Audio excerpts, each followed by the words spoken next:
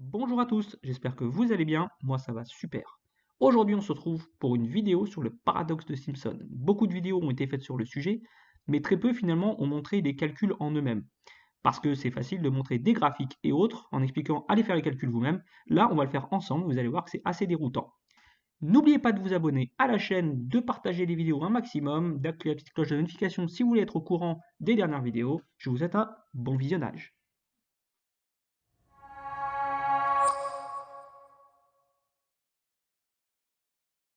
Le paradoxe de Simpson, c'est un paradoxe qui date de 1951, enfin qui a été décrit en 1951 par Simpson lui-même, Edward Simpson, et qui a été observé en 1903 par Joule.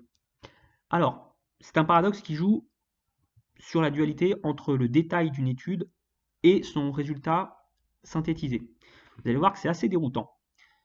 Donc, dites-vous toujours, quand vous voyez une étude qui vous explique qu'elle a rassemblé tous les calculs, toutes les études sur un sujet, méfiez-vous toujours du résultat global. Vous allez voir qu'on peut, bien que les résultats et les calculs soient justes, dire tout et son contraire. Vous allez voir que c'est assez déroutant. Alors, Simpson, à l'époque, avait pris comme exemple le calcul rénal. Admettons que 500 patients, donc 1000 au total, 500 et 500, ont un calcul rénal, et on leur dit, voilà, il y a un traitement A et un traitement B. Donc les 500 premiers qui se dirigent vers le traitement A ont un taux de réussite, donc 387 guérisons sur 500, et traitement B, 408 guérisons sur 500. Alors on va faire le petit calcul. Donc ici c'est égal à quoi? À ça, divisé par ça. Et donc on va lui mettre pareil. Et donc on se rend compte que 387 divisé par 500 égale 77% de réussite pour le traitement A. Et pareil pour le traitement B, 408 divisé par 500, ça fait 82% de réussite pour le traitement B. Donc n'importe qui se dirigerait naturellement vers le traitement B. Ça, c'est le résultat de l'étude. Maintenant, on va aller voir le détail de l'étude. Alors, ça se passe juste ici. On se rend compte que quand on entre le détail, donc petit calcul et gros calcul rénal, on va avoir, évidemment, pour chacun des deux calculs, on va avoir un calcul, c'est le cas de le dire. Donc ici, on va faire une petite somme. Donc on va retomber, évidemment, sur les chiffres que l'on a vus plus haut. Donc 387, 500, c'était ce qu'on avait ici, pour le traitement A. Évidemment, on a la même chose ici, et là. Et si on fait le pourcentage, ça c'est égal à ça divisé par ça, on retombe sur 77%. Et là c'est égal à ça divisé par ça, et on retombe sur 82%. Bien, donc le traitement B est plus efficace. Parfait. Maintenant on va faire le calcul, ici, pour différencier les deux types de calculs rénaux. Donc, même calcul, tout simple, ça divisé par ça. Alors attendez, on va plutôt le faire ici. Voilà, ça, c'est égal à ça divisé par ça. J'entre.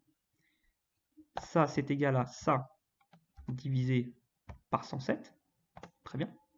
Donc là, on a 85% de réussite sur le traitement B pour les petits calculs et 69% de réussite sur les gros calculs. Voilà. Et ce qui fait un global de 82% de réussite pour le traitement B. Maintenant, on va regarder pour le traitement A. On va regarder ici, c'est égal à divisé par ça. Et là, on se rend compte qu'il y a déjà un premier petit truc qui gêne, c'est que sur les petits calculs, le traitement A est plus efficace quand même de 7%, on parle bien de 7% par rapport au traitement B. Vous voyez quand même que on part sur les mêmes chiffres, sur les mêmes calculs, et pourtant on a déjà un écart de 7% ici. On va dire c'est étrange, donc forcément ici ça va être moins élevé pour pouvoir compenser la baisse de 5% ici.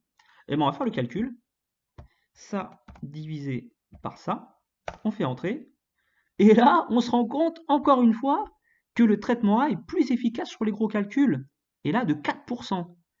Alors vous vous rendez compte que là on a 7% de plus, là on a 4% de plus, et au global on a une efficacité 5% moindre.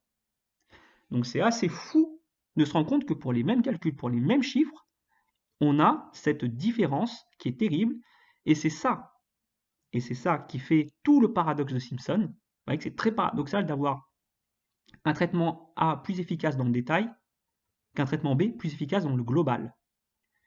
Maintenant, moi j'ai un calcul, admettons, je ne vais pas réfléchir, je vais aller vers le traitement A, si je vois ce tableau. Si je vois ce tableau, je vais partir sur le traitement B. Et vous voyez qu'il y a quand même une énorme différence. Là, on est sur 500 personnes, évidemment. Mais si on partait sur des milliers, des millions, vous vous rendez compte de ce que ça peut représenter. Et c'est là toute la force de ce paradoxe qui met en lumière le facteur de confusion.